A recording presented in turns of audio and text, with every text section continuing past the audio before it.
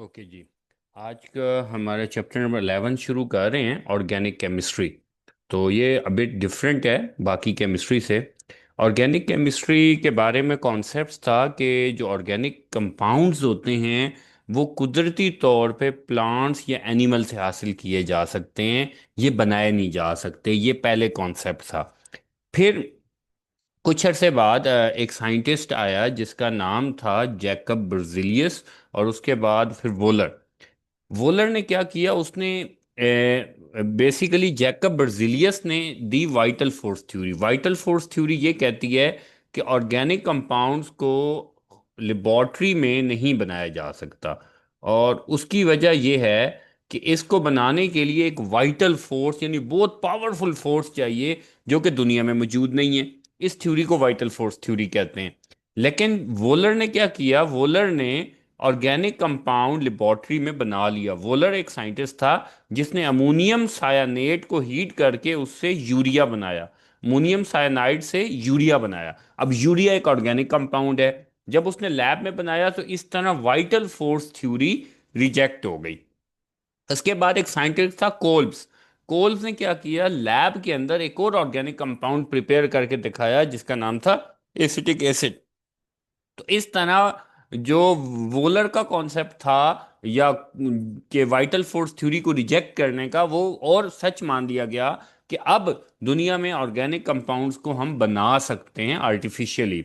Organic compounds कौन कौन से होते हैं? इसमें carbohydrates, protein, lipids, enzymes, medicines जितनी हम घर में खाते हैं, फर्टिलाइजर्स होते हैं, पेंट्स, ये सब ऑर्गेनिक कंपाउंड्स हैं। तो ऑर्गेनिक कंपाउंड की डेफिनेशन क्या है? ऑर्गेनिक कंपाउंड का जो मेन एलिमेंट होता है वो होता है बच्चों कार्बन। तो हर वो चीज जो कार्बन से बनी हो, क्या वो ऑर्गेनिक होगी? तो आंसर है नो। फॉर एग्जाम्पल, जैसे कार्बन डाइऑक्साइड, कार्बन मोनोऑक्साइड, ये ऑर्गेनिक नहीं है। लेकिन इसका डेफिनेशन क्या है कि जैसे कार्बन है, इसके साथ चार बॉन्ड हो जाए हाइड्रोजन के, CH4। अच्छा, ये एक ऑर्गेनिक कंपाउंड है, इसको टेक्निकली हम बोलेंगे हाइड्रोकार्बन। हाइड्रोकार्बन वो जो कार्बन और हाइड्रोजन से बने होंगे।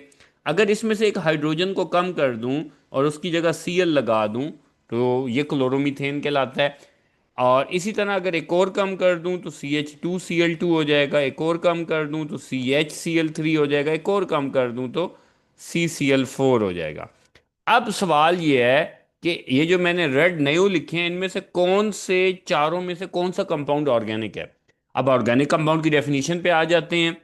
The branch of chemistry that deals with the study of hydrocarbons and their derivatives.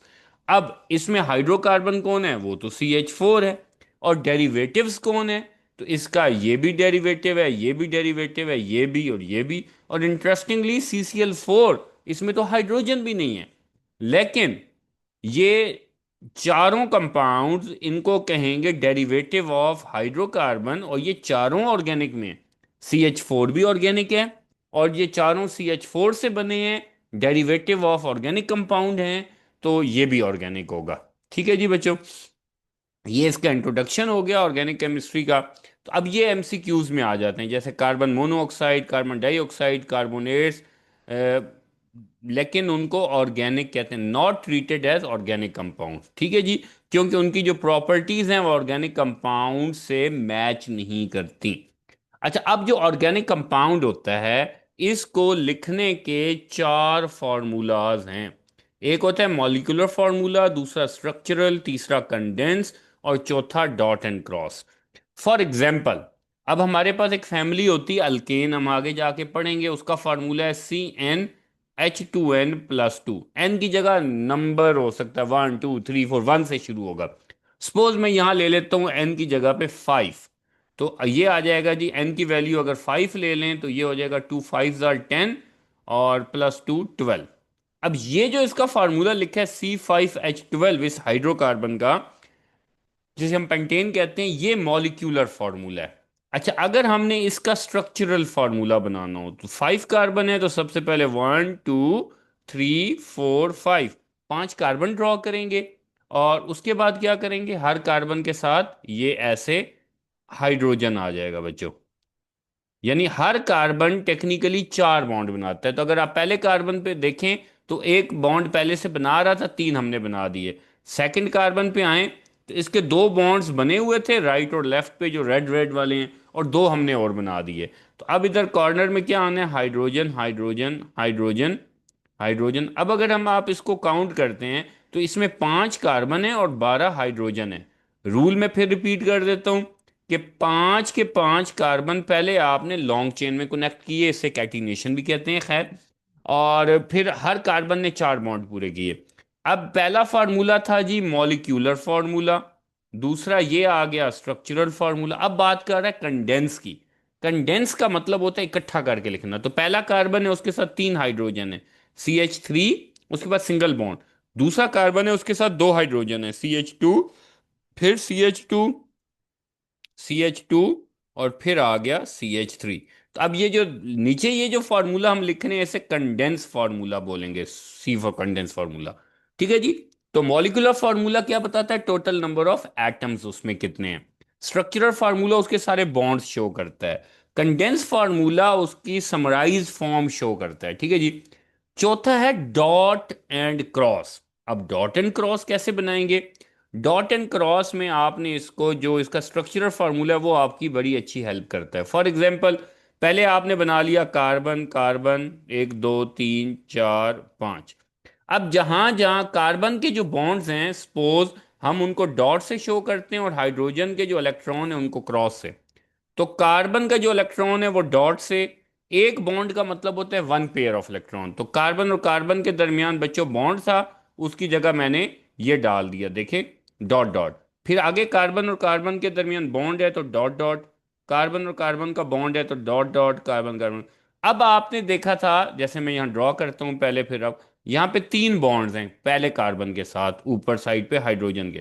तो अब मैंने आपको बताया बच्चों कि कार्बन के बॉन्ड आपने डॉट से शो करने हैं। तो 3 बॉन्ड है, तो ये 3 इलेक्ट्रॉन हो गए कार्बन के, और हाइड्रोजन के इलेक्ट्रॉन हमने क्रॉस से शो करने हैं, ऐसे। तो अब यहां पे आप लिख देंगे हाइड्रोजन हाइड्रोजन हाइड्रोजन।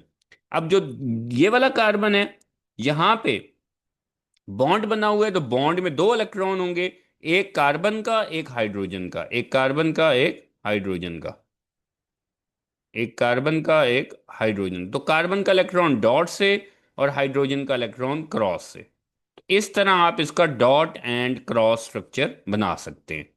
ठीक है, आई होप आपको क्लियर हो गया होगा।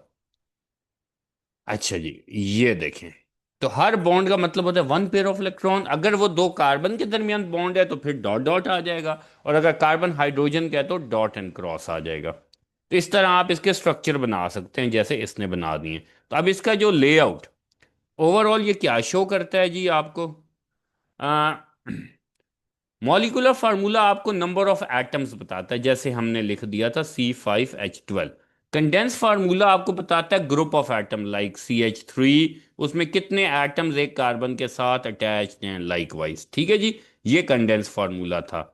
स्ट्रक्चरल फार्मूला हमें क्या बता रहा था बच्चों, कि उसमें उसके जो नंबर ऑफ बॉन्ड्स हैं वो शो कर रहा था, डिस्प्लेड अरेंजमेंट ऑफ एटम्स।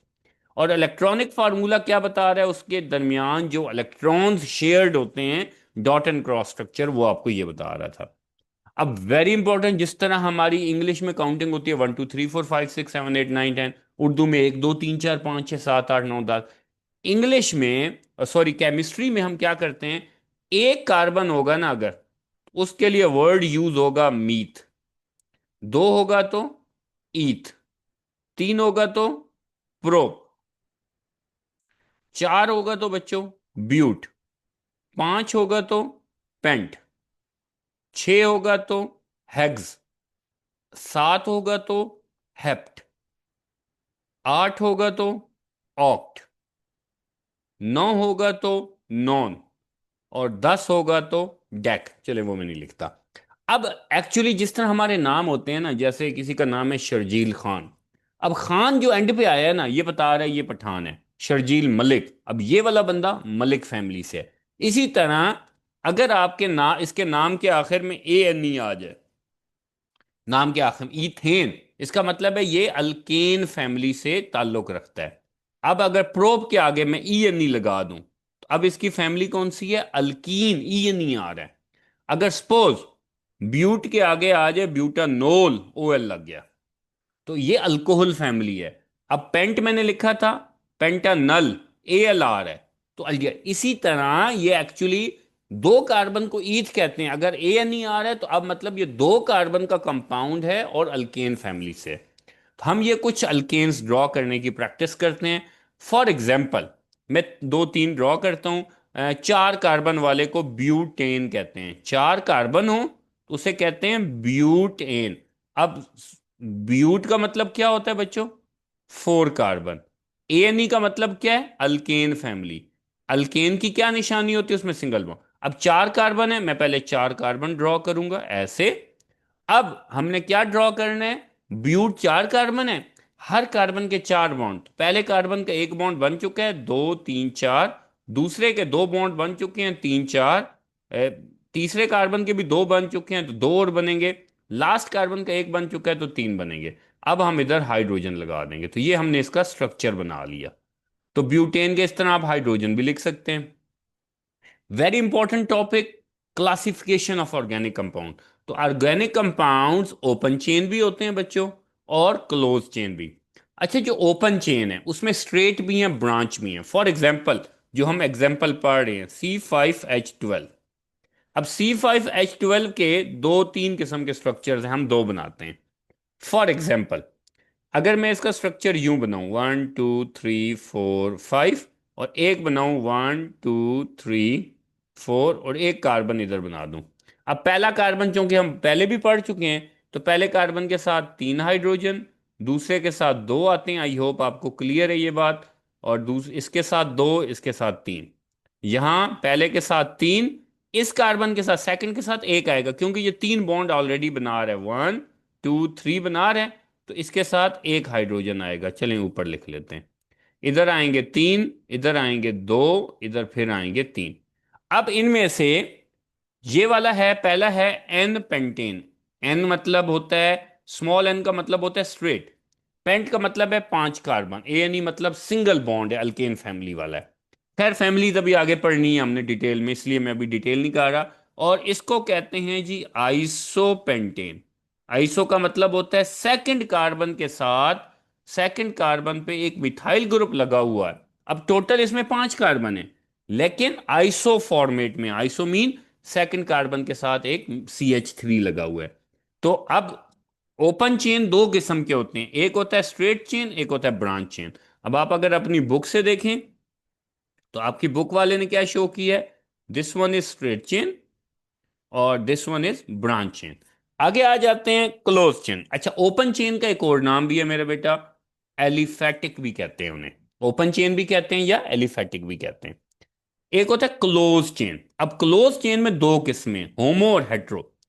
होमो का मतलब होता है बच्चों सेम, और हेट्रो, हेट्रो का मतलब होता है डिफरेंट। अगर आपके पास चार कार्बन हो, 1 2 3 4, चार कार्बन है, और चारों कार्बन ऐसे रिंग बना रहे हैं, और इसके साथ दो हाइड्रोजन आएंगे, इस कार्बन के भी दो बने हुए। अब ये चार हाइड्रोजन है बच्चों, चार कार्बन है, चारों के साथ दो दो हाइड्रो। तो अब चार कार्बन की वजह से इसका नाम हो जाएगा ब्यूट। चार कार्बन को ब्यूट कहते हैं। सारे बॉन्ड सिंगल हैं तो एन, और ये साइक्लिक है तो इसे साइक्लोब्यूटेन कहते हैं। अब ये होमोसाइक्लिक है, ये हेट्रोसाइक्लिक है।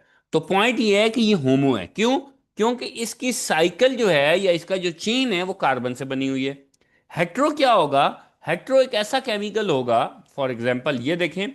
अब ये, इससे घबराना नहीं है, ये एक्चुअली ऐसा स्ट्रक्चर होता है, उसने स्केलेटल बनाया हुआ है कि चेन में सारे कार्बन है, एक नाइट्रोजन आ गया। ठीक है, यहां पे देख, ये उसकी मैं जरा आपको स्ट्रक्चर बना के दिखा रहा हूं। अब हुआ क्या कि आपका जो हेट्रोसाइक्लिक होता है, उसमें एक कार्बन, एक एलिमेंट अदर देन कार्बन होना चाहिए। जैसे पहले थायोफीन में कार्बन के साथ चेन के अंदर सल्फर आ रहा है, और पायरिडीन में कार्बन वाली चेन में नाइट्रोजन। तो ये हेट्रोसाइक्लिक है। होमोसाइक्लिक क्या है देखें, one of the example is cyclobutane, cyclohexane. ये सारे होमोसाइक्लिक हैं, ठीक है। इनमें से कुछ एरोमेटिक होते हैं होमोसाइक्लिक में, और कुछ सिंपल एलिसाइक्लिक। जो एरोमेटिक होते हैं उनमें बेंजीन रिंग होती है, उनमें बेंजीन होती है। बेंजीन एक ऐसा केमिकल है बच्चों जो 6 कार्बन वाला है। खैर आपने उसको ड्रॉ करने याद रखना है अभी इस लेवल पे। ऐसे आपने 6 कॉर्नर बनाना है, दरमियान में आप ऐसे रोटी बना लो। तो ये क्या बन जाएगा, ये एक बेंजीन केमिकल कहलाता है। ये होमोसाइक्लिक है, एरोमेटिक कंपाउंड्स कहते हैं, जिनकी खुशबू होती है, एरोमा होता है, ठीक है। और इसकी खास बात क्या है अगर पूछी जाए बेंजीन की बच्चों, तो इसमें 3 अल्टरनेटिव डबल बॉन्ड्स। क्या मतलब होता है, ये देखो, एक डबल बॉन्ड सिंगल, फिर डबल बॉन्ड सिंगल, फिर डबल बॉन्ड, फिर सिंगल। तो ऐसा कंपाउंड जिसमें एक डबल एक सिंगल हो तो उसे अल्टरनेटिव सिंगल डबल बॉन्डिंग कहते हैं। और ये करेक्टर होता है बेंजीन में। ये केमिकल बेंजीन है, इसको यूं भी शो कर सकते हैं, इसका ये भी स्ट्रक्चर होता है। ओके। तो ये ऑर्गेनिक कंपाउंड्स की क्लासिफिकेशन, ओपन चेन और क्लोज चेन या साइक्लिक। ओपन चेन में स्ट्रेट चेन ब्रांच चेन होती है, साइक्लिक में होमोसाइक्लिक होता है, हेट्रो होता है, होमो में एलिसाइक्लिक होते हैं और एरोमेटिक होते हैं। ये सब कुछ हमने पढ़ लिया।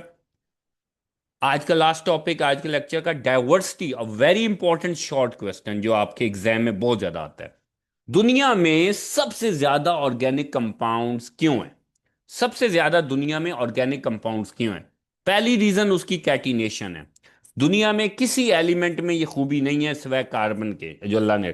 कैटिनेशन का मतलब होता है सेल्फ लिंकेज एबिलिटी, लिंकेज। यानी कार्बन जो है वो आपस में चेन बना लेता है। जैसे दुनिया का कोई एलिमेंट है, अगर मैग्नीशियम है तो ऐसे ऐसे चेन नहीं बना सकता। नॉन मेटल में फास्फोरस, फास्फोरस की ऐसे लंबी चेन्स नहीं है दुनिया में, और किसी एलिमेंट की लॉन्ग चेन्स नहीं है। इस प्रोसेस को कैटिनेशन कहते हैं। Ability of carbon atom to link with other carbon to form long chain. Carbon carbon से लिंक होकर लॉन्ग चेन बनाता है, इस प्रोसेस को कैटिनेशन कहते हैं। ठीक है जी। और ये दुनिया में और किसी एलिमेंट में मौजूद नहीं होता, और इस वजह से दुनिया में कार्बन के कंपाउंड यानी ऑर्गेनिक कंपाउंड्स बहुत ज्यादा हैं। दूसरा factor of very important isomerism है। अगर सपोज, अब ये जो आज ही जो हमने अभी जो एग्जांपल पढ़ रहे हैं C5H12 जिसे पेंटेन कहते हैं, मैंने अभी इसके 2 स्ट्रक्चर बनाए थे, मैं इसके 3 बना लेता हूं। एक हमने बनाया स्ट्रेट 1 2 3 4 5। तो ये हो गया CH3 CH2 CH2 CH2 CH3। अच्छा एक ये हो गया बच्चों, CH3CH, ये हमने अभी बनाया था। ऐसे आइसो, जिसको मैंने आपको बताया था ये आइसो पेंटेन होता है। और एक यूं बन जाएगा जिसको आप नियो पेंटेन कह सकते हैं। अब ये तीनों का मॉलिक्यूलर फॉर्मूला C5H12 है, आप काउंट करें। लेकिन तीनों के स्ट्रक्चर डिफरेंट हैं। ये तीनों एक दूसरे के क्या कहलाएंगे, आइसोमर्स। दुनिया में ऑर्गेनिक कंपाउंड्स बहुत ज्यादा क्यों है, पहली वजह लिखी कि उसमें कैटिनेशन की एबिलिटी है, लॉन्ग चेन बनाने। दूसरी वजह हमने पढ़ी कि उसमें आइसोमरिज्म है। तो आइसोमरिज्म क्या हुआ, एक ऐसा केमिकल, ऐसा, अगर किसी केमिकल का मॉलिक्यूलर फार्मूला एक हो लेकिन उसके स्ट्रक्चर्स डिफरेंट हों, तो वो आइसोमर्स कहलाते हैं। तो अब एक ही फार्मूले के डिफरेंट आइसोमर्स होने की वजह से ऑर्गेनिक कंपाउंड दुनिया में बहुत ज्यादा हैं। वेरी इंपॉर्टेंट टॉपिक, ये अक्सर एग्जाम में आता है। The compounds are said to be isomer if they have same molecular formula जैसे C5, but different arrangement of atoms are different structures. I hope ये क्लियर हो गया होगा आपको, यहाँ C5H12 भी उसने। जितने ज्यादा आइसोमर्स ज्यादा होंगे उतने ही मतलब जितने नंबर ऑफ कार्बन, यानी C5H12 के 5 कार्बन वाले केमिकल के सिर्फ 3 आइसोमर्स हैं। 6 कार्बन वाले के और ज्यादा होंगे, और 7 वाले के उससे भी ज्यादा होंगे। जितने कार्बन की तादाद बढ़ती जाएगी, नंबर ऑफ आइसोमर्स भी बढ़ते जाएंगे। Strength of covalent bonds of carbon. तो अब कार्बन के जो होती है ना स्ट्रेंथ, कार्बन का होता है स्मॉल साइज। तो जितना साइज स्मॉल होता है बॉन्ड उतना ज्यादा स्ट्रांग होता है, ठीक है जी। तो कार्बन का बॉन्ड स्ट्रांग होता है जिसकी वजह से बहुत ज्यादा कंपाउंड्स इसके बनते हैं, एग्जिस्ट करते हैं और स्टेबल होते हैं। तो कार्बन का कोवलेंट बॉन्ड स्मॉल साइज होने की वजह से स्ट्रांग होता है बच्चों, जिसकी वजह से उसके कंपाउंड ज्यादा बनते हैं। मल्टीपल बॉन्डिंग, मल्टीपल बॉन्डिंग ये होता है कि कार्बन कार्बन सिंगल बॉन्ड भी एग्जिस्ट करता है, कार्बन कार्बन डबल बॉन्ड भी होता है, कार्बन कार्बन ट्रिपल बॉन्ड भी होता है। अब मल्टीपल बॉन्डिंग का ये कॉन्सेप्ट है कि इसमें सिंगल बॉन्ड वाले भी कंपाउंड्स होते हैं, डबल वाले भी होते हैं, ट्रिपल। इस वजह से भी दुनिया में ऑर्गेनिक कंपाउंड्स बहुत ज्यादा हैं, कुछ सिंगल बॉन्ड वाले हैं, कुछ डबल वाले हैं, कुछ ट्रिपल। सिंगल बॉन्ड वाले कार्बन कार्बन की फैमिली को अल्केन कहते हैं, डबल वाले को अल्कीन कहते हैं, और ट्रिपल बॉन्ड वाले को अल्काइन कहते हैं। ठीक है जी। एक टॉपिक और कर लेते हैं जी, general characteristics of organic compounds. Origin क्या है बच्चों ऑर्गेनिक कंपाउंड्स का, कि ये ना ज्यादातर प्लांट्स और एनिमल लिविंग ऑर्गेनिजम्स में पाए जाते हैं ऑर्गेनिक कंपाउंड्स ज्यादातर। कंपोजिशन, किस चीज से बने होते हैं, मेनली हाइड्रोकार्बन और देयर डेरिवेटिव। डेरिवेटिव में कौन कौन से आ जाते हैं, नाइट्रोजन, ऑक्सीजन, हेलोजन, सल्फर। ज्यादातर ये मेन कार्बन तो होता ही होता है। ओके, कोवलेंट लिंकेज, कार्बन के कंपाउंड्स में हमेशा कोवलेंट बॉन्ड होता है। और इनऑर्गेनिक में ज्यादातर आयोनिक होता है, कार्बन ऑर्गेनिक कंपाउंड में ज्यादातर कोवलेंट होता है। सॉल्युबिलिटी, ऑर्गेनिक कंपाउंड में ज्यादातर नॉन पोलर बॉन्ड्स हैं, तो इसलिए वो नॉन पोलर में सॉल्युबल हैं। मगर कुछ कंपाउंड ऐसे भी होते हैं, जैसे अल्कोहल ऑर्गेनिक कंपाउंड है, तो उसमें OH ग्रुप होगा तो वो पानी में सॉल्युबल होता है। Usually organic compounds non polar हैं, और non polar chemical non polar में सॉल्युबल होते हैं। दुनिया का असूल क्या है जी सॉल्युबिलिटी का, पोलर पोलर में डिसॉल्व होता है बच्चों, नॉन पोलर में होता है। अब हमारा जो पेट्रोल है, डीजल है, ये ऑर्गेनिक कंपाउंड्स हैं और नॉन पोलर है। तो पेट्रोल नॉन पोलर है, वो नॉन पोलर चीजों में डिसॉल्व होगा, वो डीजल में या इस तरह जो भी ऑयल जितने भी हैं, चाहे वो ऑलिव ऑयल है, कैनोला ऑयल है, कोई भी है, वो ऑयल नॉन पोलर है, ऑर्गेनिक है। वो दूसरे ऑयल में डिसॉल्व होता है। पानी पोलर है, पानी में ऑयल डिसॉल्व नहीं होता। ठीक है। इलेक्ट्रिकल कंडक्टिविटी, जिस किसी में भी कोवलेंट बॉन्ड होता है वो इंसुलेटर होते हैं यूजुअली। तो ये इस वजह से ऑर्गेनिक कंपाउंड्स पुअर कंडक्टर हैं इलेक्ट्रिसिटी के। क्यों? क्योंकि इनमें कोवलेंट बॉन्ड होता है, फ्री इलेक्ट्रॉन्स नहीं होते। मेल्टिंग बॉइलिंग पॉइंट ज्यादातर इनका लो होता है, क्योंकि कोवलेंट बॉन्ड वीक होता है, आयोनिक बॉन्ड बहुत स्ट्रांग होता है, आपने नाइन्थ में पढ़ा। इस वजह से इनकी। और अच्छा, ऑर्गेनिक कंपाउंड का लो मेल्टिंग बॉइलिंग पॉइंट जिसका होता है वो लेस स्टेबल होते हैं। कंबस्टेबिलिटी, आपको पता है पेट्रोल जो होता है वही गाड़ियों में यूज होता है, हम वही गाड़ियों में उसकी कंबस्शन होती है। तो ऑर्गेनिक कंपाउंड में कार्बन ज्यादा होने की वजह से उनकी कंबस्शन बर्निंग अच्छी होती है, इसलिए organic compound as a fuel use होते हैं। ठीक है। आइसोमर्स भी इनका करेक्टर्स है। आइसोमर्स क्या होते हैं, एक ही मॉलिक्यूलर फॉर्मूला और डिफरेंट स्ट्रक्चर, उन्हें आइसोमर्स कहते हैं। जिनमें भी कोवलेंट बॉन्ड होता है यूजली उनका जो रिएक्शन होता है वो स्लो होता है। ठीक है जी। जरा स्लो रिएक्ट करते हैं एज कंपेयर टू आयनिक वाले, जो जल्दी ब्रेक होकर जल्दी रिएक्ट कर जाते हैं। तो ये हमारा आज का सेशन था। आई होप आपको समझ आया होगा। कोई क्वेश्चन हो तो आप पूछ लीजिए।